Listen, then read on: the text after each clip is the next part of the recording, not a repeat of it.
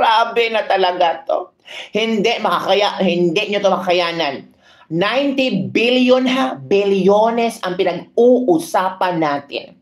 90 billion na pondo ng PhilHealth hiningi ng Malacanang para sa noble cause. 90 billion ha, pondo yan ng PhilHealth, pero hiningi ng Malacanang. Para saan? Para daw sa noble cause. Anong noble cause? Anong gagawin nyo sa 90 billion? Ang dami nang matutulungan ng mga tao dyan. Ang daming matutulungan ng mga tawag dito, mga pasyente. Tapos, hiningi ng Malacanang for what? What is happening in the Philippines? Oy! Para saan? Kalerki mga kabibig na-shock ako sa news. 90 billion. Sabi ng isang Lord, deliver us from evil that the Marcos family in Malacanang is asking for 90 billion. Galing sa pondo ng PhilHealth. Nasaan na bang ibang pondo na ubos na sa paayudan nyo? Ito ha. Ito naman ay inaprubahan po. Ito ha. Nakita ko lang ito. News ito ni Harry Roque. Ito na. Kinig tayo. Inaprubahan po ng board dahil hiningi po ng Malacanang ang napakalaking halagang 90 billion galing po sa pondo ng PhilHealth para po quote-unquote for more noble causes. Wow! Grabe. So pwede kaya itong magkaroon ng hearing sa Kongreso? Katulad ng 125 million confidential funds ni VP Sara Duterte ba na nirelease ng Office of the President, itong 90 billion na galing sa PhilHealth na hiningi ng Malacanang. Pwede ba itong malaman ng sabay ng Pilipino saan gagamitin? Noble cause daw, noble cause. Meron bang mga resibo ito para talagang alam namin na noble cause ang gagawin nyo? Kasi 90 billion yan. Kaming mga Pilipino, kaming mga dukha na nagtatrabaho, ang magbabayad niyan, pera namin galing sa taxes. Ang ibabayad niyan 90 billion. Tapos hindi for the noble cause. Anong noble cause? Ano yan? Fashion show? Noble cause kayo. Congressman, mga kongreso, mga senado. Ito dapat mag-hearing kayo. Para saan itong 90 billion na hiningi ng Malacanang sa PhilHealth for the noble cause. Continue. Kalirke. Ito po ay malaking kabalastugan. Totoo. Ito po ay malversation of public funds. Hala. Ito po ay labag sa Universal Healthcare Law na nagsasabi na walang pondo ang PhilHealth na dapat mapunta sa gobyernong pangnasyonal. Hala. Dapat po yan ibuhos sa mas marami pang benepisyo ng ating mga mamamayan. Totoo. Sa ganon, magkaroon na ng mas maagang katuparan ang ating pangako na wala nang mamamatay na Pilipino dahil lamang sa kahirapan. True. Anong noble causes ang inyong sinasabi? Hala. Yan ba ay para bumili na naman ng lagda para sa pirma? Hala. Yan ba ay para sa mga proyektong infrastruktura na pinakikinabangan ng mga politiko? Hala. Again, go. Inaprubahan po ng board dahil hiningi po ng Malacanang ang napakalaking halagang 90 billion galing po sa pondo ng PhilHealth para po quote-unquote for more noble causes. Ito po ay malaking kabalastugan. Ito po ay malversation of public funds. Ito po ay labag sa Universal Healthcare Law na nagsasabi na walang pondo ang PhilHealth na dapat mapunta sa gobyernong pangnasyonal. Dapat po yan ibuhos sa mas marami pang benepisyo ng ating mga mamamayan nang sa ganon magkaroon na ng mas maagang katuparan ang ating pangako na wala nang mamamatay na Pilipino dahil lamang sa kahirapan. Anong noble causes ang inyong sinasabi? Yan ba ay para bumili na naman ng lagda para sa pirma? Yan ba ay para sa mga proyektong infrastruktura na pinakikinabangan ng mga politiko? Yon ha. Yon ang mga tanong ni Harry Roque. Saan papunta ang 90 billion? Nako, my Lord, my goodness, grabe. As in, nawindang ako. After ko nabasa yun ba? After ko narinig yun ni Harry Roque, grabe, 90 billion? Isipin mo yun? Buti lang nag-non-stop na ako sa paghulog ng PhilHealth, ninakaw ng mga virus, kaya doon na nag-non-stop na kahulog.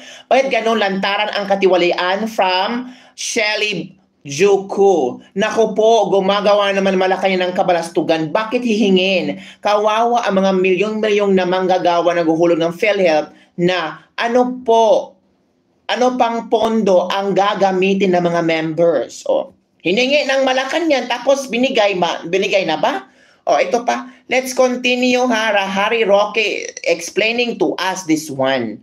Para naman alam natin. Yung hindi tayo mukhang tanga ba? Kasi yung iba kasi nagmumukhang tanga na lang. O, ito na ha. Go, Harry Roque. Tahan ko po ang kahit sino sa PhilHealth.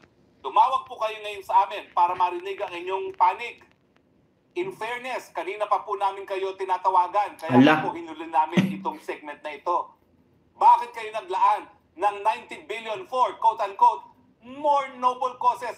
Ano pa ba ho ang noble cause kung hindi doon sa maiwasan ang pagkamatay ng mahirap dahil lamang sa kahirapan? Totoo. Hindi ba ho wala nang mas noble na cause pa kung hindi yung karapatan mabuhay? Totoo. Dahil napakadami pong namamatay dahil hindi lang nila kaya magpagamot? Totoo. Wala na pong more noble cause dyan kung tayo po ay sisiguraduhin na maprotektahan ang karapatang mabuhay, lalong-lalo na ng mga mahihirap na mga Pilipino.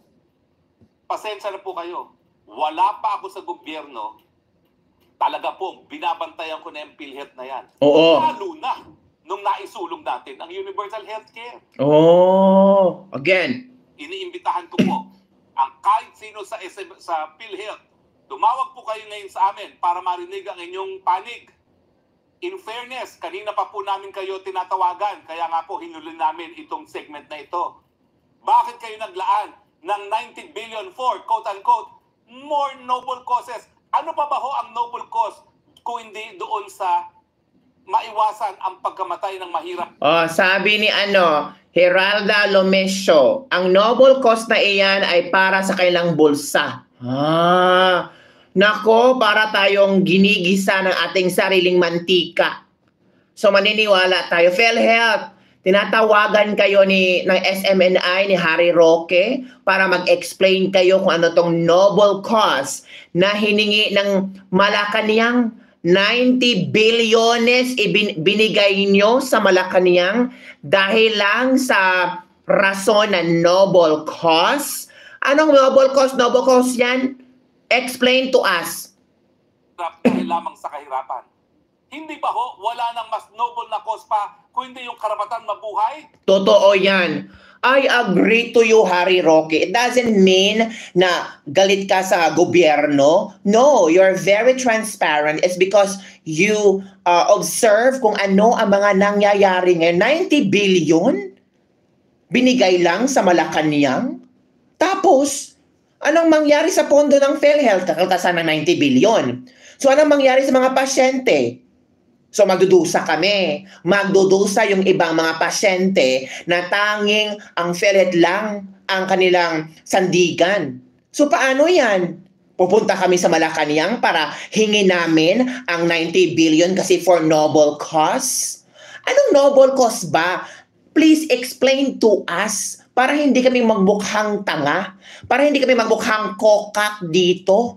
Kung kayo, kokak na kokak, kami hindi. We need to know the truth. Diba? We need to know the truth kung para saan itong 90 billion. Yung noble causes, it's questionable. It cannot be, ano to, kami mag-isip kung ano mga noble causes? So kami ang mag-imagine na ito pala yung mga noble causes ninyo? At please naman Malacanang, Please naman, PhilHealth pa ang kinuna nyo na 90 billion. Knowing, madaming nangangailangan ng tulong galing sa PhilHealth. Oo. Talagang kinaltasan nyo ng 90 billion. Yung health and security. Grabe naman po kayo. Hindi ba kayo naaawa? So ano ba yung noble causes ninyo? O para maklaro, o dapat talaga ito no, mag-Senate hearing na. Oo, mag-Senate hearing kayo. Mag-Senate hearing para alam namin yung noble causes ng PhilHealth. Baka kami nagbabay ng PhilHealth at para lang kaming tanga. Kasi ang binayaran namin yung 90 billion na hinihingi ng Malacanang at ibinigay na ba ng PhilHealth? Grabe, wake up people. Parang everyday, no, puro mga itong istorya ang ating naririnig. Puro corruption, puro kabangagan, puro walang direct path kung saan patutungo ang Pilipinas. Ngayon, lumobo pa ang utang ng Pilipinas. Kalerki, oy. O eto, taong bayan, sabi ni Harry Roque, kayo ang magdesisyon kung ano ba ang gusto natin. Magpapatuloy pa ba tayo? Let's watch this video. Taong bayan po ang magdedesisyon kung ang leader dapat pang manatili o kinakailangan ng mamahinga. Huh? 2 beses na po naghusga ang taong bayan sa mga presidente na hindi po tumugon sa ating mga inaasahan. Panahon po ng Marcos Sr. at panahon po ni Erap Estrada. Unfortunately, kinakailangan sumadsat ang ekonomiya para makarating ang mensahe na yung kulob ng sikmura ang dahilan kung bakit ang taong bayan kinakailangan na magdesisyon, True. babalik sa kalye, at kung sisisantihin ang nakaupong mga leader. Ang palaging tanungin po natin, ang pagkagera ba, yan ba'y magre-resulta sa mas mababang presyo ng bilihin? Yan ba'y magre-resulta sa mas maraming pagkain sa hapag-nakainan? Hindi po! Kaya nga po iniisip ko, kung talagang merong bisyo, magbitiw na po. True. Dahil sa panahon ng krisis, kinakailangan na sa tamang pag-iisip ang True. presidente. True. Para po makaahon tayo sa hirap. At kapag siya po'y nagpumilit na siya ay manatili na wala naman siyang kakayahan dahil nga po meron siyang kakulangan sa pag-iisip, hindi po sinasabing meron baka lang, siya lang po makapagsasabi kung talagang siya ay nasa tamang pag-iisip dahil hindi po namin alam. Pero ngayon po, marami nagsususpecha na. Kasi kita mo, krisis na nga, lamyerda pa rin ang lamyerda. Ay! O dahil nga, alam nyo, may nagsabi sa akin, kaya lamyerda lang ang lamyerda, naniniwala raw sa feng shui. Ang sabi ng feng shui, at marami ng feng shui yan, na tumitingin sa birthday at oras sa pagka-anak na presidente. Huy, talaga? Hala, I was so shocked. Feng Shui? So, kailangan magbiyahe kasi naniniwala sa swerte ng Feng Shui? So, ang ekonomiya at bansang Pilipinas ay Feng Shui lang ang katapat? Huy, grabe naman. Grabe naman, Feng Shui lang tayo. Feng Shui lang tayo? So, yung kahirapan ng bansa ay dapat nakatuon sa feng shui? So, ang solusyon ng kahirapan sa bansa ay dapat ipapeng shui? Uy, grabe naman. Wag naman pong ganon. Hirap na po kami. Tapos feng shui lang po ninyo. Naniniwala. Yes, may mga tao talaga naniniwala sa feng shui. Pero, pati kalagayan ng Pilipinas, ipapeng shui nyo pa? May maawa naman kayo sa mga tao. Wag pong ganon. Harapin niyo ang totoong problema. Wag puro feng shui. Let's continue. Feng shui kayo dyan. Go. Ang sabi ng mga feng shui, hindi na matatapos kasi ang termino. Kaya ang ginagawa niya, para maiwasan ng bad feng shui, biyahe ng biyahe. Bakit yun naman? Ang problema natin, meron geopolitical crisis. Meron talagang napakataas na interest rates. Meron pagtataas ng mga presyo ng bilihin. At tapos, ayan po, ang gagawin lamyerda ng lamyerda at pangako ng pangako na marami mag-i-invest. Oh my God. Again ha, makin tayo. Magdedesisyon kung ang leader dapat pang manatili o kinakailangan ng mamahinga. 2 beses na po naghusga ang taong bayan sa mga presidente na hindi po tumugon sa ating mga inaasahan. Panahon po ng Marcos Sr. at panahon po ni Erap Estrada. Unfortunately, kinakailangan sumadsat ang ekonomiya True. para makarating ang mensahe na yung kulob ng sikmura ang dahilan kung bakit ang taong bayan kinakailangan na magdesisyon kung babalik sa kalye at kung sisisantihin ang nakaupong mga leader. Hala. Ang palaging tanungin po natin, ang pagkagera ba, yan ba'y magre-resulta sa mas mababang presyo ng bilihin? Yan ba'y magre-resulta sa mas maraming pagkain sa hapag-nakainan? Hindi po! Kaya nga po iniisip ko, kung talagang merong bisyo, magbitiw na po. Dahil sa panahon ng krisis, kinakailangan na sa tamang pag-iisip ang ating presidente True. para po makaahon tayo sa hirap. At kapag siya po'y nagpumilit na siya ay manatili na wala naman siyang kakayahan dahil nga po meron siyang kakulangan sa pag-iisip, hindi po sinasabing meron ha, baka lang, siya lang po makapagsasabi kung talagang siya ay nasa tamang pag-iisip dahil hindi po namin alam. Pero ngayon po, marami nagsususpecha na. Kasi kita mo, krisis na nga, lamyerda pa rin ang lamyerda. Saka nakakita. O dahil nga, alam nyo, may nagsabi sa akin, kaya lamyerda lang ang lamyerda, naniniwala raw sa feng shui. At ang sabi ng feng shui, at marami ng feng shui yan, na tumitingin sa birthday at oras ng pagka-anak na presidente, ang sabi ng mga feng shui, hindi raw matatapos kasi ang termino. Kaya ang ginagawa niya, para maiwasan ng bad feng shui, biyahe ng biyahe. Oh my G. Bakit yun naman? Ang problema natin, meron geopolitical crisis. Meron talagang napakataas na interest rates. Meron pagtataas ng mga presyo ng bilihin. At tapos, ayan po, ang gagawin lamyerda ng lamyerda at pangako ng pangako na marami mag-i-invest. Taong bayan. Yon. Feng Shui pala ang katapat para hindi sila mawala sa pwesto. Naku, grabe naman. Feng Shui lang. Maawa naman kayo sa aming mga Pilipino. Oy, naghihirap. Oo. Grabe. I-feng shui lang natin ang kahirapan ng Pilipinas. Lamyerda na lamyerda kasi pag hindi maglamyerda according sa feng shui ay mawawala sa power. So kailangan nilang maglabas, pasok sa iba't ibang bansa. Hindi kayo na, pero kami dito, gutom na gutom. Nangailangan ng tulong, ayuda lang ibibigay. 'Di ba? Ang galing ng gobyerno natin, oy. Ang mga tao gutom na gutom, ayuda lang for 5 months, 5 months, 1 week, okay na.